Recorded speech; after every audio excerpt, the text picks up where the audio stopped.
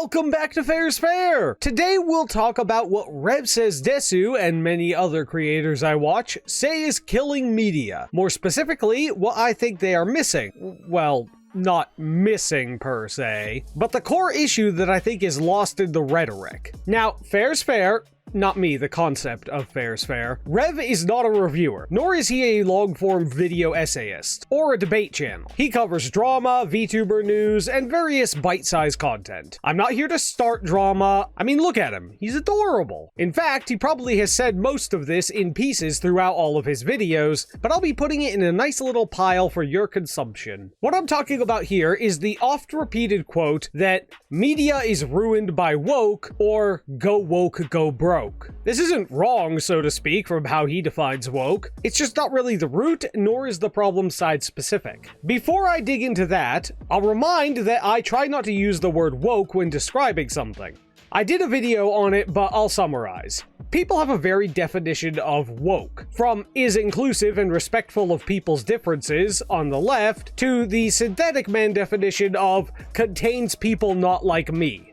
These are the far extremes, and in between is everyone else, and most reasonable people. It's easier to get my point across by just explaining the issue, rather than taking the definition lottery in the hopes that we're on the same page. Now, obviously, I can't do that with every word, but woke has become a contentious word that feels like it would be easier to do this way. If I were to guess at Rev's definition, and one that I'll be referencing in this video, it would be pushing a progressive left political or social worldview so forcibly that it comes off as insistent and generally at the expense of the media in question's quality. Apologies to Rev if I've misrepresented him here. My DMs are open if he would like to correct me, but I'm pretty sure I'm close.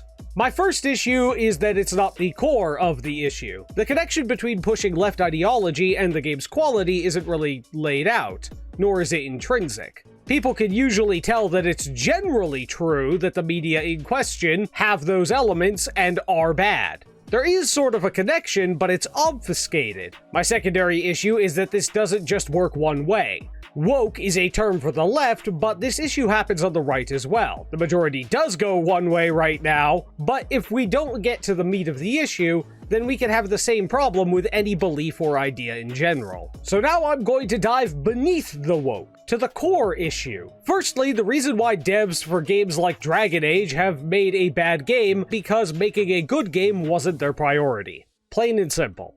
Or more accurately, they believed that by proxy, it would become good because of what they were actually trying to do. They might not have had the skill, but we'll never really know that because they very clearly prioritized other things.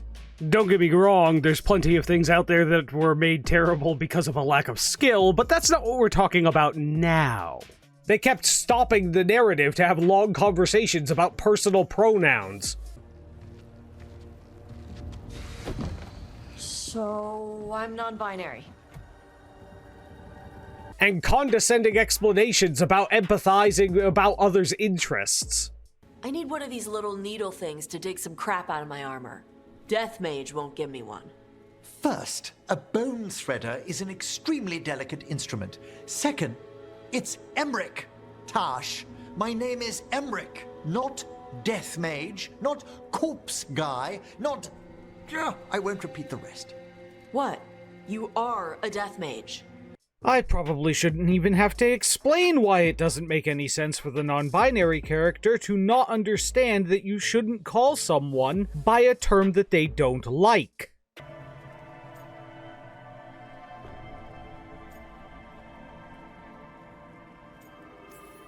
Why the fuck are both of these options like I'm talking to a toddler? You two could still learn things together you'd never find out alone. Emmerich, you clearly find talking about dragons boring. What? How? Who doesn't like dragons? Aren't you curious why Tash likes them as much as you like necromancy? The question crossed my mind. And maybe Emmerich could help demystify magic, Tash. Maybe he could share a little, so I know how to deal with walking corpses next time I'm in an old ruin. I'd be happy to. Oh my god, we are talking to toddlers! The main character has to explain to these two grown adults that other people have interests. literally sitting the audience down to lecture them. This is narrative focus in a world that is heading for an apocalypse. You have more important things to worry about. It doesn't even line up at some parts. A character does apology push-ups. No, I didn't make that up. It's real. For referring to someone by the wrong pronoun, after which they explain that there have been other non-binary people there before, and for some reason, despite having a perfectly good mouth to say sorry with, they decide to do push-ups? Bad blood among your crew's not good for morale, but there's not always time for big drawn-out apologies.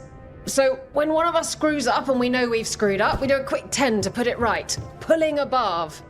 Misspeaking only requires a short apology. This is a drawn-out apology. Any reason you can't just apologize? Sometimes people say, oops, sorry, and hope that fixes it. But they just want to get the whole thing over with. Trust me, I know. But pulling above, you sweat a little. Makes you think about it a little more. Shows the other person you mean it. What if they mean it when they say they're sorry, though? And that's the other reason. Some people mess up and get all dramatic. They make it about them. Oh, you know, I didn't mean it right. I'd never do that on purpose. They feel so bad about it that it's on everyone else to smooth it over and make them feel better.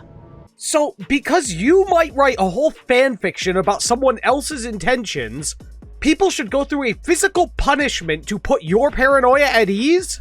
What if I flip the script and assume the worst of your intentions? I think you're imposing this because your ego is so huge that even slight verbal slips deserve physical submission. See how unsustainably stupid that is? You could just give the benefit of the doubt or consider the person and how they said it. Hey devs, how old do you think the average Dragon Age fan is? It's higher than that, but no, let's put everything on pause for an overly grandiose apology ritual and a history lesson of non-binary existence in this culture. The exact opposite of normalization, by the way, and about as smoothly fit into the dialogue as boofing a pineapple. From the advertising, the dialogue focus, to the reasons they think it failed, it's clear what they care about, and more importantly, what they didn't. For shows, The Acolyte didn't seem to have any statement about what was good about it in a specific sense, only general statements. Later seasons of The Boys approaches the word subtlety with a sledgehammer. And the writers are so aligned with their ideology that they make their allegories a cartoonish caricature, taking the most fringe of beliefs and placing them as the majority or mainstream. In The Boys Season 1, there is one man-child who is downright cartoonish in his portrayal. But by Season 3, the whole side is full of crazy people, and some people really believe that that's how it is. Sweet Baby Inc. employees might legitimately think they're victims of stupid or malicious people. That's downright horrifying. The issues, however, with a bad production team is, what are you trying to make here? If it's an opportunity, or in The Acolyte, the gayest show ever, or anything that isn't a good piece of media, then you're trying to build the pyramids from the top down and are doomed to fail. All those other things could be there, but they only work mounted to a good base. And when asked about the show, it's almost always something like the gayest show ever, which is all well and good again, but that doesn't tell me how good your story is. But this issue isn't unique to the left, which is where you lose the plot with woke. I know that is the majority right now, and I'm sure many know what you mean, but the problem goes deeper and can come from anywhere. I'm still of the opinion that Scorn has that issue. It has the whiff of fart-huffing artist that went too far towards interpretive, so that the actual meaning of any event or action is lost. The decisions are purposefully unclear and can't change the outcome anyway. The basic game mechanics are also downright broken. The AI gets caught easily. You can fight and explore, but are actively punished for doing either of those. I'll die on this hill. The priority was not on the function of a well-made game, and it wasn't a well-made game. Which is sad because, aesthetically, it is pretty cool looking. Just wish there was a good game around it. But those are all issues of poor priorities and poor balance of elements. But what about the big boogeyman? My apologies to the African American community.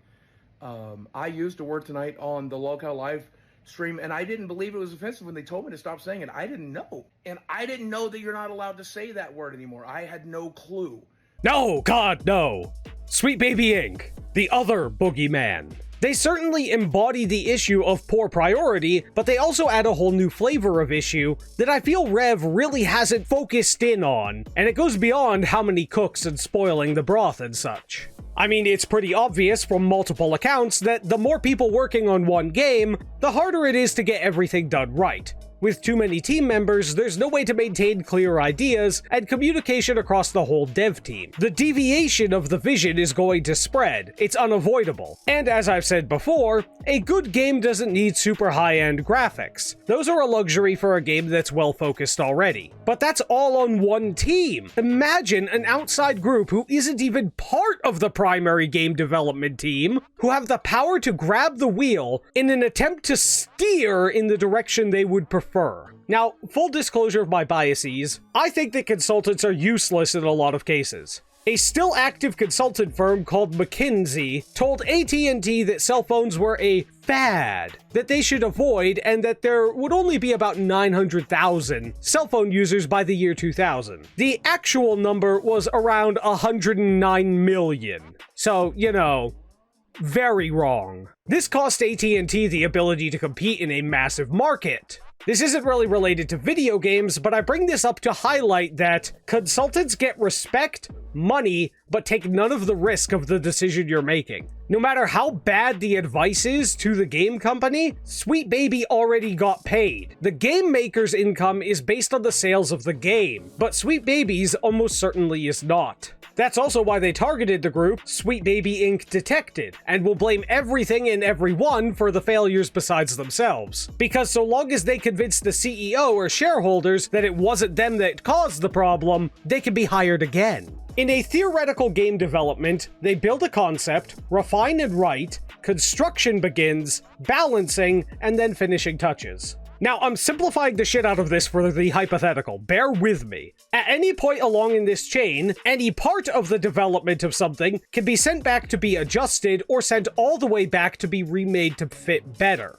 This can be annoying on even a focused team. Cue Sweet Baby to come in and start also sending things back, or trying to direct things forward in an interest that isn't directly or often even relevant to making a good game. If they ask you to add a form of representation, now you have to consider that in your lore and your characters, and then you have to add the dialogue, change models, take out anything that might not appeal to the mythological audience they're aiming for, etc. When you change anything, you have to reevaluate everything else. Factorio has a very niche audience and stuck with it. Their newest DLC, Space Age, has all the complexity of the original and a fuck ton more. It's practically a whole new game. In fact, it's several sizes bigger than the original game. They revamped the world gen and tweaked the balancing. Their dev blogs are long posts about the game, its mechanics, balancing, and even detailed explanations of the code, as well as the math behind the systems.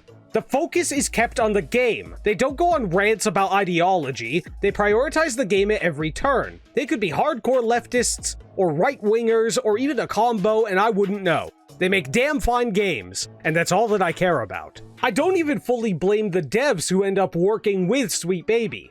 At some point, you just stop caring about the quality. I'm sorry, but all people have their limits. You just break. Once it sinks in that your unified vision no longer is, and several things you were happy with were sent back, you just want the piece you're working on that you're looking at to get off your desk and stay off. The job becomes about pleasing the others rather than quality work that appeals to the players. And despite what some people think, it's not that easy to just up and quit your job for some people. Adding Sweet Baby sounds good to corporate because they love groups that make your projects have wide appeal and avoid controversy with demographics. But ideologies like that don't prioritize the product, and their pay isn't directly linked to its success. They have no incentive to do better so long as they can keep getting clients or morphing into a new identity. They can commit to their ideology, keep it as their main focus no matter the viability of that in the project at hand, and they'll still get their pay in full as a golden parachute. Even if they jump from the burning hull as it makes a predictable crash and burn, they'll be fine. That's what makes Sweet Baby Inc. such a nefarious company as a whole. Back to Dragon Age Veilguard, which was labeled, much like the other Dragon Age games as a dark fantasy game. Now, they have come at a very terrible time for dark fantasy, mainly because Baldur's Gate 3 is the easy comparison. In Dragon Age Veilguard, there is little I can find that's truly dark anymore. You can barely muster being properly rude. There doesn't seem to be any evil directions. By comparison, in Baldur's Gate 3, you can find the nicest person in town, kill them, cut their head off, and run around throwing it at anyone who liked them. Fuck me, in the Nuka World Fallout 4 DLC, you can literally become a raider boss who enslaves people and slaughters families to set up your own encampments. In older Dragon Age games, you could abandon or kill companions. In Veilguard, you don't even get to see or live your story. Your backstory is told to you. Your companions are already companions before you take a single step. You're railroaded from step one and aren't given the freedom to play a role in a role-playing game. We mastered RPG choices forever ago, and even weak examples have more variety and less condescension. I want to go over that again. Fallout 4 has better role-playing options than Veilguard. Do you understand how bad you have to fuck up for that to be true? When asked what the major issues with Fallout 4 are, almost everyone's top 5 would have that the role-playing possibilities were heavily nerfed by the dialogue options being butchered down to 4. And it still did better than Veilguard. Poor pacing, condescending dialogue, bad game mechanics, failure to live up to its genre, forced topics, narrative flaws, plot holes. All of them exist regardless of wokeness. These are criticisms that highlight why a piece of media is bad or lacking. I feel like that gets buried a little bit in the anti-woke fighting. And I think that's the core of how things got so bad in media. How media got bad all over. With Sweet Baby, that was coupled with a lack of repercussions for doing so. Hell, it's almost certainly possible to have the things they like in games without hurting the media. Lots of great media had diversity of race, sexuality, culture, or even identity. I avoid woke as the focus because this can happen to any belief. Yes, it's left diversity and hashtag girlbossing right now, but that's okay. I think Rachel Zegler actually killed that entire idea all by herself. But I fear an overcorrection by focusing on the wrong thing, having to fight the same fight for quality all over again